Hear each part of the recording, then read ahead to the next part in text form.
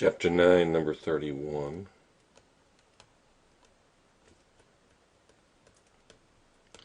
Take a minute and put this data into your calculator. So,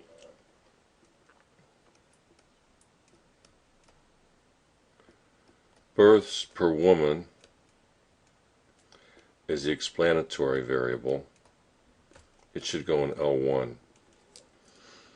Now, life expectancy, the consequential variable,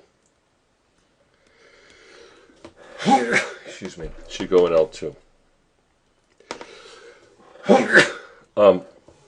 So stop the recording or whatever and go and put that data into your calculator.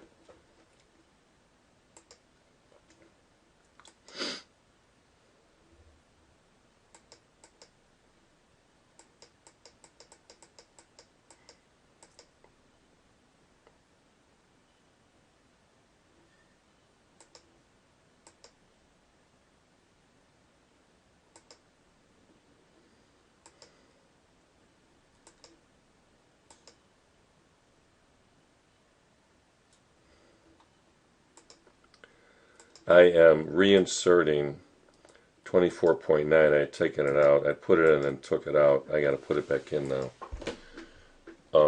And you'll see why in a minute.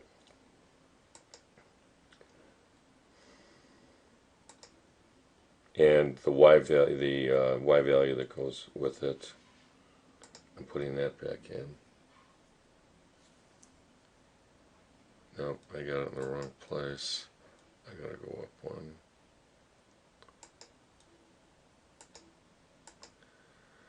Okay, so what goes with 24.9 is 78.7. And I'll hit enter. Alright, so that looks okay. So anyway, get all these numbers into your calculator. You'll see why I took them out in a minute. I want to clear this column out. L3, let me clear that out. Okay, so I got L1 and L2. And make sure that you've turned on the catalog so that's second and 0. And then if you hit the inverse key, you'll go down to the D's. 1, 2, 3, 4, 5, 6, 7, 8, 9. One more thing to skip if you already know this. Hit enter, enter again, clear the screen.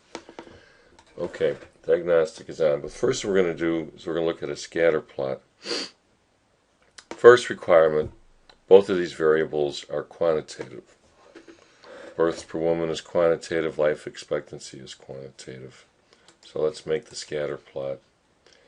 So I'm going to hit enter, and I'm going to change this to L1, and Y list to L2. If it's L1 and L2 already, then you're all set. Okay, make sure that the type that you're doing is the first icon. This stands for scatter plot. Next one is time plot, histogram, box and whisker plot, and the last one is normal probability plot. So notice you want to be here, not here. Zoom 9. Okay, now I got a line in here. Let me get rid of this. Okay, and let me go back to the graph. Alright, now clearly we have a point that does not belong. Okay, births per woman, 24.9 is, with a life expectancy of 78.7. Now 78.7, the y coordinate is not an anomaly. It is not an outlier, that value. You can see that the y value for this point is within the spread of the y coordinates. It's not all that close to the mean of the y coordinates, but it's not a million miles away. Let me take a picture of this. I'm going to get rid of all these pictures. I'll just take this one over again.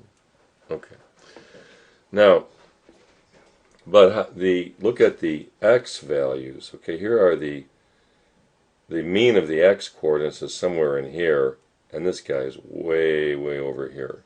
Okay, so let's look at this question. Let's describe the association. Okay, the association is linear, negative. Okay, I mean, it's really negative. I mean, the slope is, approaching infinity. Okay, it is, and so it's linear, it's negative, and it's very strong, with one huge outlier. Okay, a really, really extreme outlier.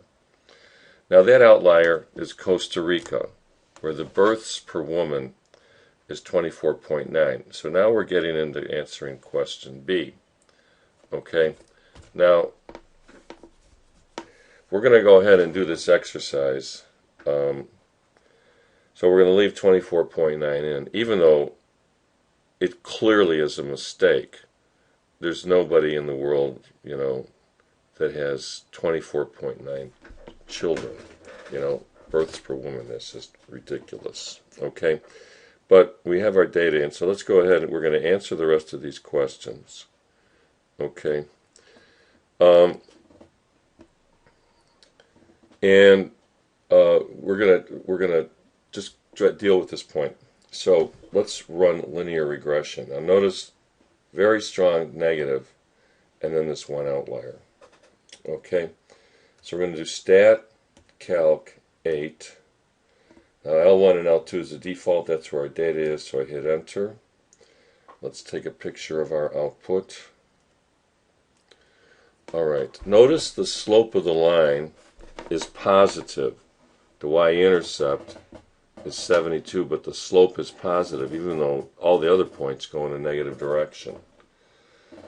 The whole idea behind this association is that as the number of births per woman goes down, life expectancy is expected to go up. Where life expectancy is low, women have more children. More and more children is associated with shorter life expectancy. And this is the pattern that you see in third world countries where people don't live so long. They have more and more children. They expect the number of the children to die, say by the age of 5 or whatever. Okay, there's other reasons for having them as well. All right, so anyway, but nevertheless, there's a positive slope here. Now note the correlation. The correlation is very weak, 1.68. Okay, correlation's very weak. Now let's look at the line of best fit. So we're going to put in y equals, and we'll do vars and 5 for statistics, and arrow over to EQ and hit enter. And so there's the regression equation line, the LSQR that we just created. Now let's hit graph and see what, okay, here is a really good example of how leverage, that is the x-coordinate of a point being far from the mean of the rest of the points, pulls the line of best fit towards it.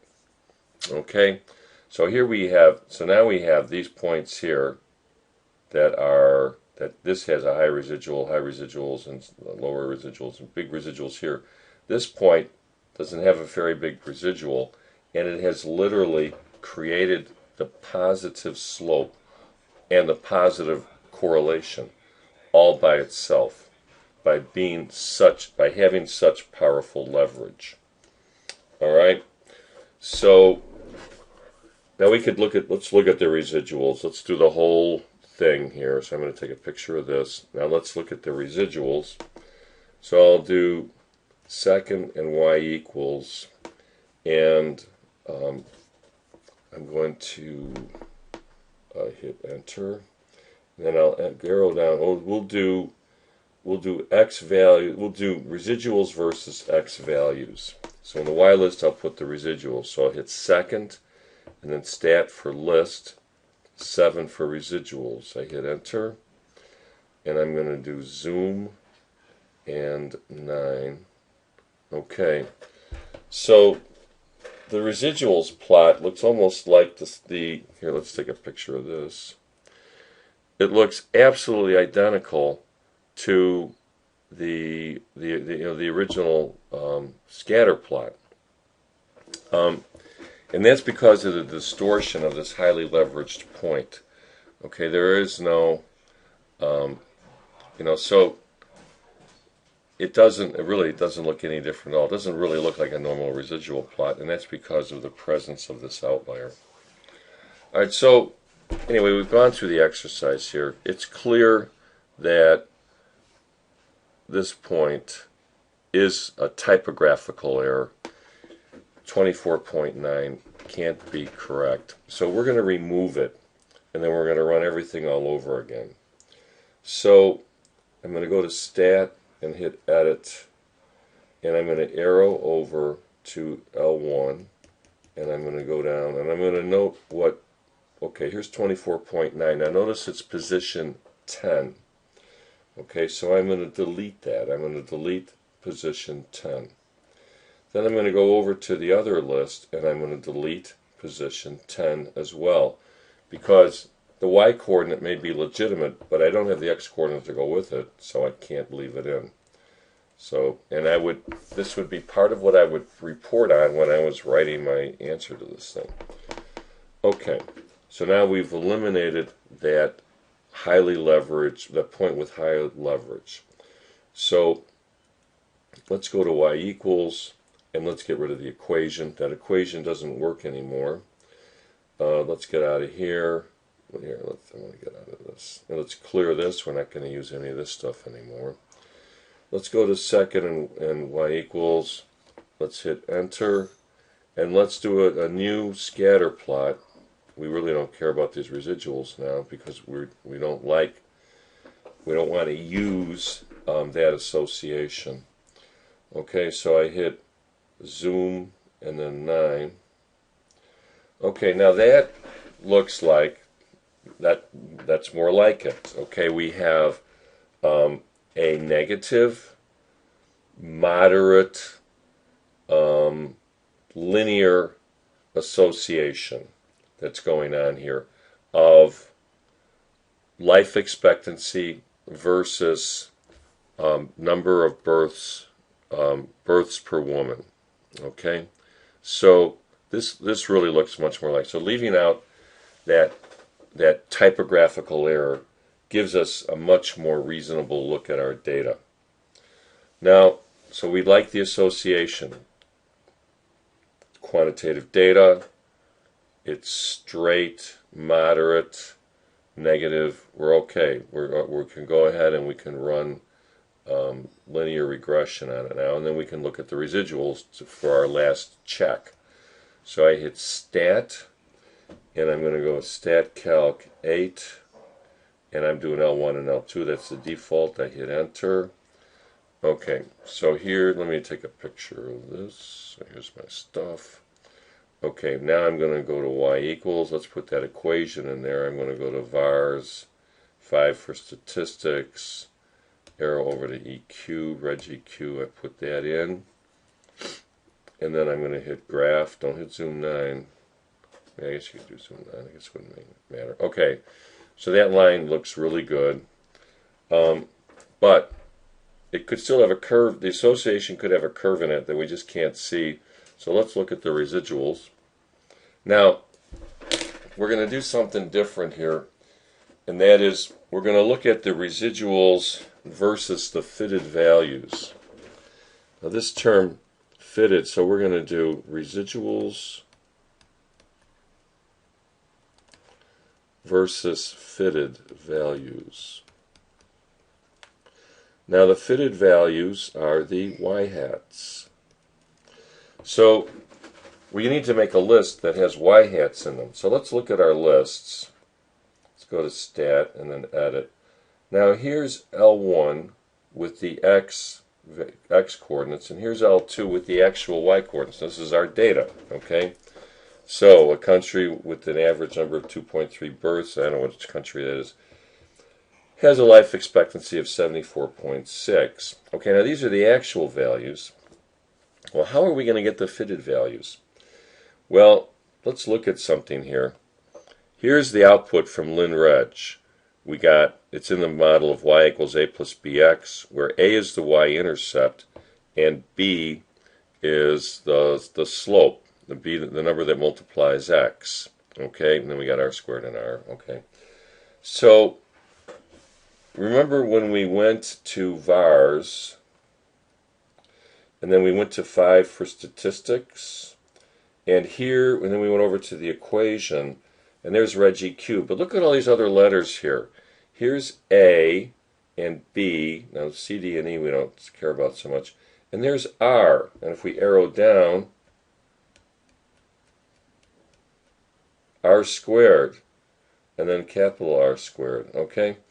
So this A and this B that are stored in the computer, just like the regression equation is, are these two numbers right here.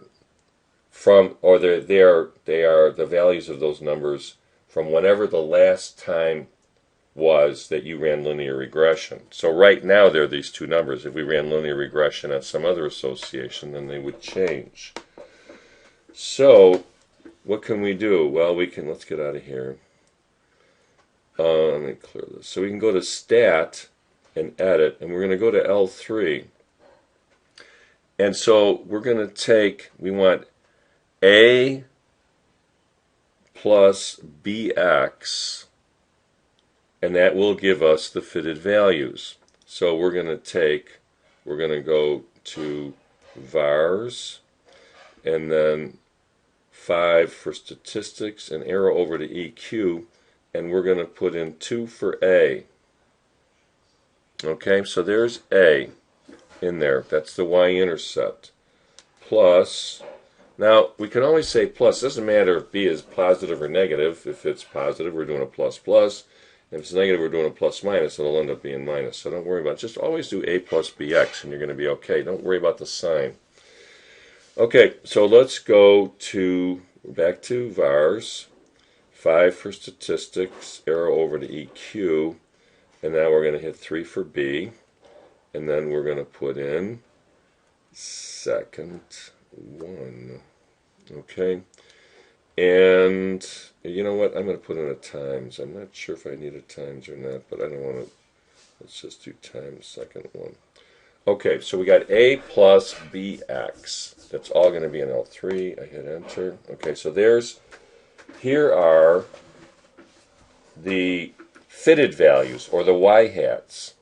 Now, what's interesting is if we wanted to, we could go to L4 and we could put in y minus y hat. In other words, we could put in L2 minus L3 and then have a list of the residuals. But we don't need to do that because we already have a list of the residuals. But note that you could do that. All right. So we want to do a scatter plot of residuals versus fitted values. Now this is just another way of looking at it. You're still going to get pretty much the same picture. But I want you to know what this means and even have an idea of how to do it. Alright, so I'm going to go to second and y equals, and I'm going to go back to my same scatter plot. Now, the fitted values are going to be the x's, because and the residuals are going to be in L1. The y list is going to be the residuals. The x list is going to be the fitted values.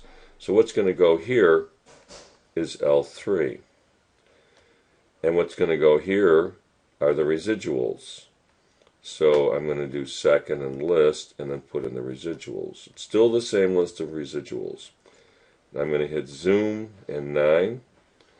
Okay, so here's my residuals versus the fitted values.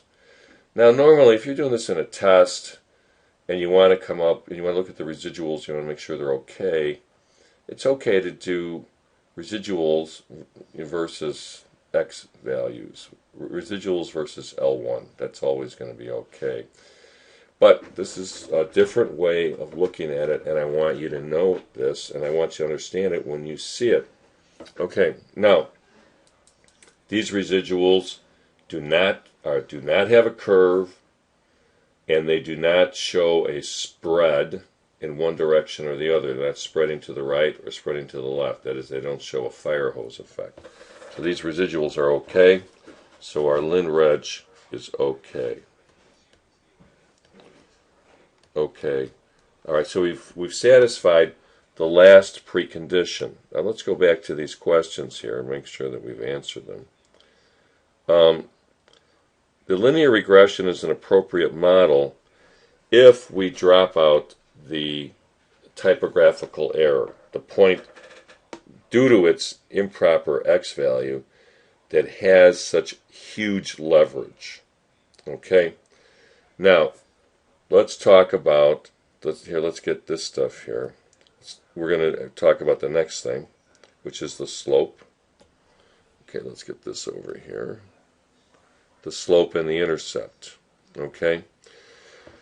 All right, the intercept is 84.59. All right? Now, the y-intercept has no meaning. The y-intercept is the life expectancy around 84.5 years if the number of births per woman is 0. Now, this is one of the reasons this is meaningless, is that we do not have any country where the average births per woman is 0. That's not part of the domain. So that casts doubt on the reliability of the meaningfulness of the y-intercept. Apart from so there's that first consideration. 0 is not part of the domain, so we don't think too much of the y-intercept. But the other thing is, obviously, a country where nobody was born would have nobody living in it. It wouldn't even be a country anymore. So anyway. Now, the slope is what we care about. So, we have to get this in the right units, okay? So, for each decline of one child in the average births per woman, life expectancy increases or let's go the other way. For each increase for each increase of births per child, average births per child, life expectancy goes down by 4.44 years. Okay? So for each increase of one child in the average births per woman, life expectancy goes down by 4.44 years.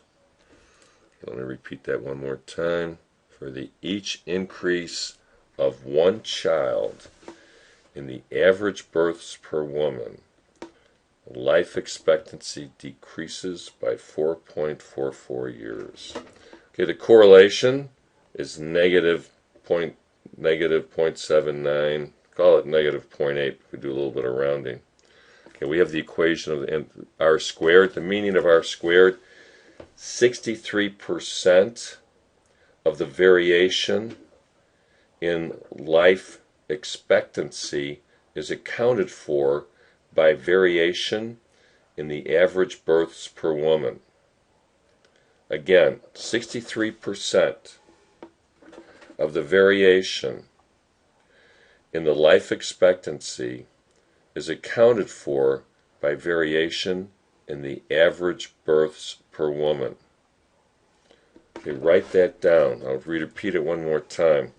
63% of the variation in life expectancy is accounted for by variation in average births per woman. In other words, 63% of the variation in life expectancy is accounted for by the LSQR model based on births per woman. Okay, we have the equation of the regression line. Now, if the government leaders want to increase life expectancy in their country, should they encourage women to have fewer children? As a statistician, your answer would be absolutely, positively, no. We have not, association does not mean causation. Having more children is not causing people to live shorter lives. There are obviously an enormous number of lurking variables that would explain both sides of this equation. Okay, for not least of which is the poverty level of the country. People living in poverty are going to both have shorter lifespans and have more children. So poverty, number one lurking variable, and there are many others. So governments should not encourage women to have fewer children in order to increase life expectancy. Association and correlation do not establish causation. There are many lurking variables, of which I already gave an example, which is poverty. All right, that's it.